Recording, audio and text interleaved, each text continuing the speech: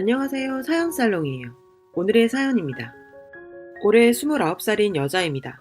저에게는 지긋지긋하고 이번 생에는 내가 이놈이랑 어쩔 수 없는 운명이구나 하고 모든 걸 내려놓고 받아들인 남친 하나가 있었어요. 하지만 조상님이 아무래도 저놈은 해도 해도 너무하구나 싶으셨는지 막판에 크게 한번 도움 주셨네요. 남친과의 뭐 같은 인연은 제 나이 20살 때부터 시작이었어요. 일찌감치 공부와 거리가 한참 멀던 저는 그나마 바리스타의 꿈이 있었어요. 고등학교 졸업하자마자 이름 없는 커피숍에 알바로 일했고 그곳에서 이놈을 만났죠. 남친은 그 당시 손님이었고 저랑 동갑입니다. 구구절절 얘기를 하자면 글이 길어지니 사실만 쓸게요. 예상대로 전 이놈의 끈질긴 꼬심에 넘어갔네요.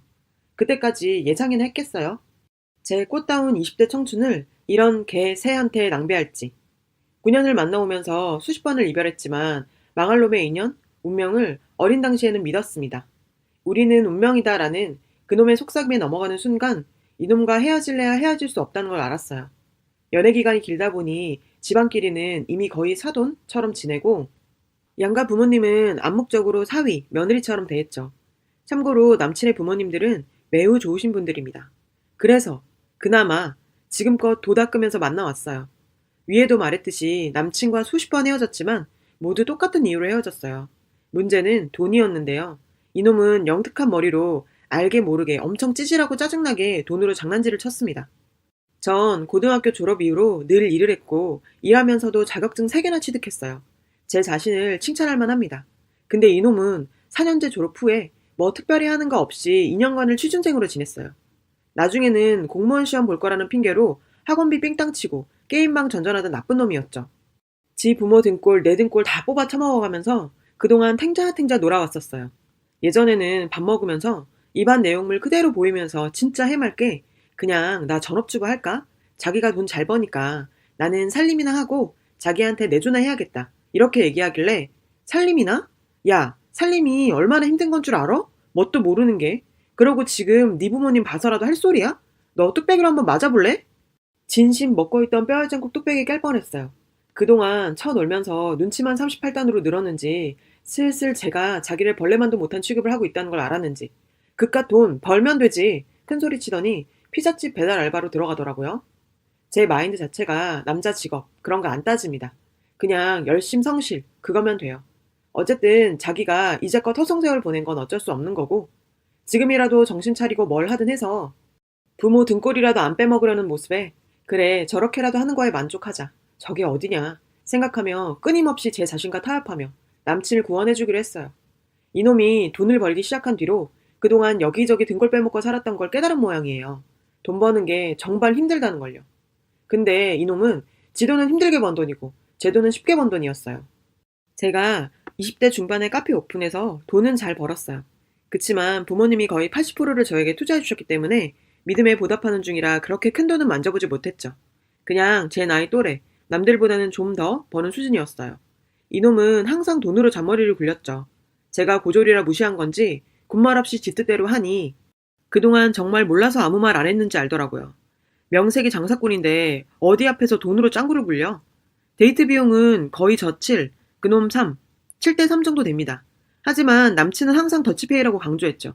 속으로 그렇게라도 자존심 지켜주고 싶었어요. 예를 들자면 영화는 한 달에 한 번 보러 가요. 영화표는 남친이 꼭 산대요. 여기서 중요 포인트는 한 달에 꼭 한 번뿐이라는 거예요.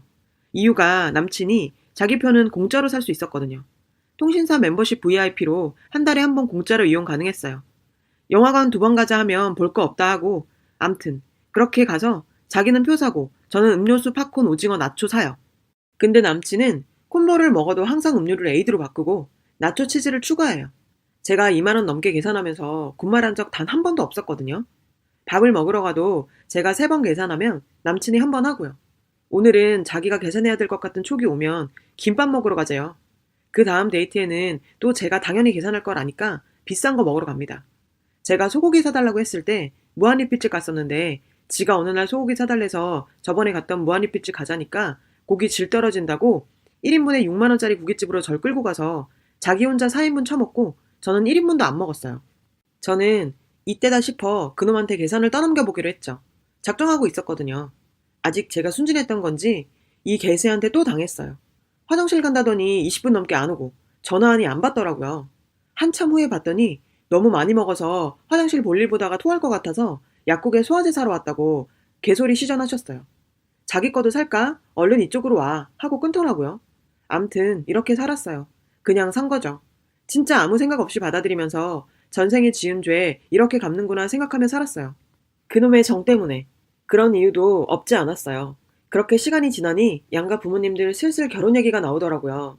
저는 워낙에 제 엄마한테도 이러쿵저러쿵 얘기하는 스타일이 아니라 오랫동안 만나고 있으니 당연히 좋고 사랑하니 만나고 있는 줄 알고 계셨어요. 남친이 딱히 능력이 없지만 부모님 앞에서는 항상 선하디 선한 척을 해왔던지라 그냥 가족 같고 아들 같은 마음이셨을 거예요. 결혼 얘기 나왔을 때도 딱히 새로운 연애를 하고 싶은 마음도 없었고 처음에도 언급했지만 이번 생에는 이놈 안고 가자 했어요. 해탈이라고나 할까요? 수많은 일들이 있었지만 밤새 얘기해도 안 될 것 같으니 생각할게요. 암튼 이렇게 부모님들 따로 만나셔서 상견례 했어요. 아, 이렇게 진짜 결혼을 하게 되는구나. 그래도 그놈이 짱구는 굴려도 심성이 먹 같은 놈은 아니니까 라며 또 한 번 합리화시키고 받아들였죠. 그러다가 둘이 날 잡고 여행을 갔어요. 바다 보이는 동네 마당에 있는 평상에서 고기 구워 먹고요. 민박집 백구도 이쁘고 술도 한잔 들어가니 기분도 알딸딸하고 남친이랑 이런저런 얘기를 해보니 얘가 예전이랑은 많이 달라졌구나 착각하게 되었죠. 술 기운이 이렇게 무서운 겁니다, 여러분. 그렇게 밥 먹고 술 먹고 씻으려는데 아무리 찾아도 칫솔이 안 보이는 거예요. 남친도 같이 찾아봤지만 짐 싸면서 까먹었나 보다고 자기가 사오겠다고 했어요. 편의점 가서 칫솔 2개 사오더니 저한테 문제의 2,500원을 달라고 하네요. 술 먹고 장난하는 줄 알았어요. 무슨 2,500원 타령이야 하니 칫솔값 더치페이 하자고. 전 진심으로 장난인 줄 알고 우선 넘겼어요. 갑자기 이놈이 정색을 하는 거예요. 약속은 약속이다 라고 짓거리더라고요. 무슨 약속? 망할 우리 더치페이 약속이요. 순간 빡침이 깊게 올라왔지만 참을 인색이고 도 한 번 닫고 술도 먹었고 지금 상대할 가치를 못 느꼈어요. 돈 줬어요. 3,000원 주고 500원 달라 하니까 잔돈 없다고 다음에 자기가 500원 더 내겠다네요. 그 또한 똑같은 연놈 되기 싫어 오냐 네 말 다 맞다 하고 넘겼어요. 그렇게 기분 다 잡치고 자려니 잠이 안 오더라고요. 이놈은 이미 잠들었고요. 맥주나 한 잔 더 하자 싶어 편의점에 맥주 사러 갔죠. 캔맥주 사고 씹을 안주거리 찾아 편의점 안을 둘러보던 중 문제의 2,500원짜리 칫솔을 발견했어요. 엥? 똑같은 게 1+1이네.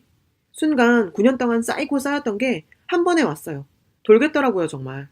이놈이 정말 결혼 준비하면서 온 여행에서 진지하게 그동안 서로 못했던 대화 나누고 서운했던 거 다 떨치고 가자던 이 새끼의 말들이 떠오르면서 그 와중에도 1+1 칫솔로 돈장구를 굴렸구나 생각하니 참. 이놈을 오늘 기필코 죽이겠다는 마음으로 민박집으로 달려갔어요. 골아떨어진 그놈을 지근지근 밟으며 깨웠어요. 민박집 떠나라가로 소리 질렀죠. 이 나쁜 놈아. 그리고 욕이란 욕은 다 했어요. 영문을 모르던 그놈은 절 미친년 보듯이 쳐다보더라고요. 결혼준비 여행에서 이깟 2,500원짜리 칫솔로 정말 결혼 망치고 싶냐 했더니 칫솔 사러 가서 1+1이 아니었으면 어쩔 건데? 라고 짓거리는 거예요. 그렇게 그놈이 개소리를 짓거리는 와중에 전 눈물이 엄청 났어요. 내가 지금까지 뭐 때문에 이놈을 만나고 있었던 건지 정신이 확 들기도 했고요. 20살 때 잠깐 만나고 군대로 꺼졌을 때 그때 그 망할 놈의 콜렉트콜 전화만 안 받아줬으면 이 새끼랑은 영영 끝이었을 텐데 왜 그때 전화를 받았던 건지 혼자 엄청 오열했어요. 지금까지 이놈의 수많았던 돈 장난질과 찌질함을 어떻게 참아왔는지 모를 정도로 한 방에 모든 게 터졌어요. 2,500원짜리 1+1 때문에. 전 그때부터 머리가 엄청 비상해졌어요. 이놈과의 뭐 같은 인연부터 끊어야겠다는 생각밖에 안 들었죠. 더 이상 이놈과 또 내 자신의 협상과 타협은 사치였어요. 그놈의 개소리를 더 이상 듣고 싶지 않았고 저 또한 그놈에게 이제껏 제가 당해온 것들에 대한 감정을 설명하고 싶지 않았어요. 그동안 그런 설명은 해봤기 때문에 안 통하는 것도 알았거든요. 여기서 또 내가 말 시작하면 그놈의 설득과 뭐 같은 연민, 모성애를 자극하는 휘둘림에 또 내가 넘어갈지도 모르기 때문에 이곳에서 떠나야겠다는 생각뿐이었어요. 혼자 있는 욕 없는 욕 다 하면서 여행짐을 다시 바리바리 쌌어요. 그 와중에 그놈은 처음엔 지금 가려고? 네 맘대로 해봐. 이딴 표정으로 구경만 하다가 뭔가 자기도 이상했는지 말리기 시작했어요. 술 먹고 어디 가냐고 절 붙잡고 가방을 뺏었어요. 있는 힘껏 그놈 온몸 구석구석을 발로 차줬죠. 사람이 눈에 뵈는 게 없으니 없던 힘이 막 생기더라고요. 내 가방을 잡고 있던 그놈의 손가락을 하나하나 펴줬어요. 그때 그놈이 좀 놀래더라고요. 제 힘에 놀란 건지. 큰 소리로 싸우니 주인집 아주머니가 오셨어요. 무슨 일이냐 하시길래 그놈은 아무것도 아니라고 죄송하다고 아주머니랑 잠시 대화를 나눴어요. 그 틈을 타서 재빨리 차로 가서 시동을 걸었죠. 그때 잠시 제 이성을 찾으니 난 지금 술을 먹었고 음주인데 집까지는 2시간 거리고 싸우면서 술이 많이 깼어도 전 음주운전은 절대 안 합니다. 순간 고민하다 대리 불렀어요. 예상보다 비싼 가격이었지만 저 개새와 한 동네에 있는 것보단 차라리 이 돈을 쓰고 저놈에게서 어떻게든 벗어나야겠다는 생각뿐이었어요. 그 와중에 그놈이 차로 와서 문을 열으라고 난동부렸고 전 또 어떻게 그런 생각을 했는지 모르겠지만 그동안 참고 살았던 세월들 생각나면서 뭔가 번뜩하고 떠올랐어요. 일단 그놈을 차에 태웠죠. 대리기사님 기다리는 동안 둘이 한마디도 안 하고 있었어요. 그러다 그놈이 한마디 하더군요. 별거 아닌 걸로 지금 이게 뭔 짓이냐? 으이그. 너한테는 그냥 2,500원짜리 칫솔, 나한테 맨날 하던 보통 일일 뿐이겠지만 나는 오늘 너랑 9년간의 뭐 같았던 인연을 지금이라도 끝낼 수 있는 마지막 기회다. 두고 보자 생각했죠. 그렇게 대리기사님 오셨고 목적지를 향해 달려갔어요. 고속도로 중간쯤 갔을 때 기사님께 잠시 휴게소 들려달라 부탁했어요. 그놈은 자고 있었고 휴게소에 도착해서 깨웠죠. 제가 그놈한테 다정하게 화장실 안 가고 싶냐 물었어요. 자다 깨서 이제 화 좀 풀렸어? 이러면서 화장실 갔어요. 그리고는 대리기사님께 그냥 지금 출발해달라고 했어요. 아저씨 놀라서 쳐다보시는데 저 사람이 데이트 폭력해서 이 밤에 대리불러 도망가는 거다. 부탁 좀 드린다며 울먹이며 말하니까 진짜요? 이러시면서 제 말 믿으시고 그렇게 출발했어요. 도착할 때까지 폰은 꺼뒀고요. 집에 들어가서 폰 켜자마자 0.1초 만에 전화 오더라고요. 그놈 아직도 휴게소래요. 뭐 하는 짓이냐길래 생각해보니 네가 내 차에 기름 한 번 안 넣어줬고 너 보면 당연히 대리비도 안 줄 텐데 널 내 차에 태워갈 이유가 있냐? 아까 나한테 받은 3,000원으로 히치하이킹이라도 해 라고 하니 장난치지 말고 돌아오라네요. 아직 사태의 심각성을 모르는 듯해서 더 이상 너하고 엮일 일 없고 내가 미쳤냐? 너 같은 새끼랑 결혼? 내가 살면서 칫솔한테 이렇게 고마워할 일이 생길지 알았겠냐? 여행 갈 때 칫솔 안 챙긴 것도 네가 늘 얘기했던 뭐 운명의 결정체다 라고 말한 뒤 전화 끊고 꺼버렸어요. 집으로 전화 엄청 오더라고요. 새벽에 부모님들 난리 났죠. 전 이 사태를 예상했고 한 번은 겪어야 될 일이기에 부모님 속 한 번 상하게 했어요. 그리고는 제가 쟤랑 진짜 결혼했으면 그게 더 불효였을 거라고 부모님께 말씀드렸죠. 일단 저한테 술 냄새도 나니까 사태를 정리하고 내일 다시 얘기하자 하시더라고요. 휴게소 오리알 그놈은 그놈 부모님이 데리러 갔고요. 다음 날 부모님께 정확하게 다시 말씀드리고 뒷일은 나 혼자 알아서 다 정리하겠다 했어요. 가게 출근하니 역시 그놈 기다리고 있었어요. 2차전 시작했죠. 난 분명 헤어지자고 말했고 네가 할 수 있는 모든 짓을 해보라고 했어요. 그놈은 찌질이처럼 딱히 뭘 안 하더라고요. 매달리고 날 설득하는 짓밖에. 신기할 정도로 9년간의 정이 정말 단 1%도 안 남고 뚝 떨어졌어요. 그 뒤로 2주 정도 왔다 갔다 하고 경찰은 딱 한 번 불렀어요. 경찰 한 번 왔다 가니 지금은 전화로만 괴롭혀요. 끝까지 찌질한 놈. 그리고 마지막으로 그놈 부모님과 통화했습니다. 그놈 부모님이 너무 미안해하시고 어머니는 울기까지 하셨죠. 아들 못나게 키워 미안하다고 하시며 그놈 아니더라도 한 번씩 연락하면서 지내자 하셨어요. 어머니께 죄송하지만 그 말씀은 못 들어드리겠다고 확실히 선을 긋고 모든 게 끝났습니다. 돈 없고 능력 없는 건 죄가 아니죠. 사람 마음을 이용하고 능멸하는 게 죄인 거지. 여기까지입니다. 그럼 이만 갑니다.